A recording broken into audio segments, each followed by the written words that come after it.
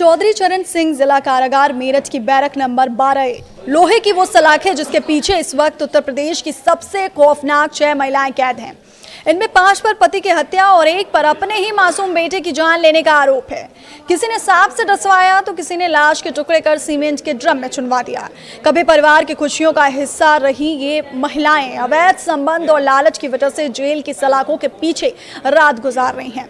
मेरठ जिला जेल का barrack number 12A इस वक्त पूरे देश और उत्तर प्रदेश के क्राइम इतिहास का एक ऐसा डरावना केंद्र बन चुका है जिसने मानवीय रिश्तों के भरोसे को झकझोर कर रख दिया है। ये वही काल कोठरी है जहां इस समय 6 ऐसी महिला बंदी एक साथ सलाखों के पीछे कैद हैं जिनके ऊपर जघन्य और खौफनाक अपराधों में शामिल होने के गंभीर आरोप हैं।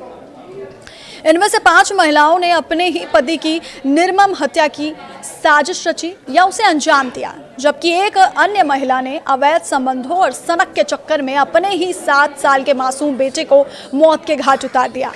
समाज में जिन्हें प्यार, भरोसे और परिवार का आधार माना जाता था, जब वही हाथ खून से सन जाते हैं तो किस तरह के खौफनाक अंजाम सामने आते हैं, ये बैरक उसकी जिंदा मिसाल बन चुकी है। इस बैरक के भीतर बंद अपराधियों की बात करें तो इनमें सबसे ज्यादा चर्चा हस्तिनापुर की दामिनी और मेरठ के बहुचर्चित नीला ड्रम हत्याकांड की आरोपी मुस्कान रस्तोगी की हो रही है। दामिनी पर आरोप है कि उसने अपने प्रेमी तुषार के साथ मिलकर पति अतुल की 20 लाख रुपए की जीवन बीमा राशि हड़पने के लिए रोंगटे खड़े कर देने वाली साजिश रची। दामिनी ने पहले पति को खाने में नींद की गोलियां दी और फिर सपेरे से खरीदे गए जहरीले कोबरा सांप से डसवा कर उसकी हत्या कर दी ताकि ये सामान्य प्राकृतिक मौत लगे।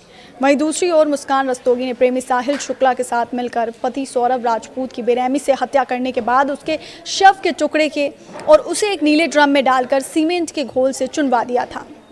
जब दामिनी को मेरठ जेल लाया गया तो बैरक 12A में ही सुबह की गिनती के दौरान इन दोनों खौफनाक कातिल पत्नियों का आमना सामना हुआ, जहां दोनों के बीच करीब 1.5 मिनट तक बातचीत भी हुई। इतना ही नहीं, इस बैरक में बंद बाकी 3 महिलाओं के अपराध का तरीका भी बेहद शातिर और खौफनाक रहा। अंजलि ने अपने अवैध संबंधों के रास्ते में रोड़ा बन रहे पति राहुल की 1 नवंबर 2025 को प्रेमी अजय के जरिए सरेआम गोली मारकर हत्या करवा दी थी। 17 अप्रैल 2025 को रविता ने अपने प्रेमी अमरदीप के साथ मिलकर पति अमित की गला दबाकर हत्या कर दी और पुलिस को गुमराह करने के लिए मर्डर को स्नेक बाइट दिखाने के उद्देश्य से मरे हुए पति के बिस्तर पर जहरीला सांप छोड़ दिया था। कोमल का मामला तो और भी चौंकाने वाला था, जहां उसने अपनी बहन के मंगेतर गुलशन के साथ मिलकर बीएसएफ जवान पति नैन सिंह की हत्या की सुपारी दी। इसके लिए कोमल ने अपने घर के सोने के गहने गिरवी रखकर कातिलों को 6 लाख रुपए की भारी भरकम सुपारी अदा की थी। गुरप्रीत ने अपने अवैध संबंधों के आड़े आ रहे अपने ही 7 साल के मासूम बेटे की बलि चढ़ा दी और प्रेमी के साथ मिलकर अपने ही जिगर के टुकड़े की हत्या कर दी। मेरठ जेल प्रशासन के मुताबिक बैरक नंबर 12A में रहने वाली इन सभी महिलाओं की दिनचर्या की शुरुआत भले ही सुबह की गिनती और भजनों के साथ होती है, लेकिन रात ढलते ही ये बैरक गहरे सन्नाटे, पछतावे और खौफ में बदल जाती है।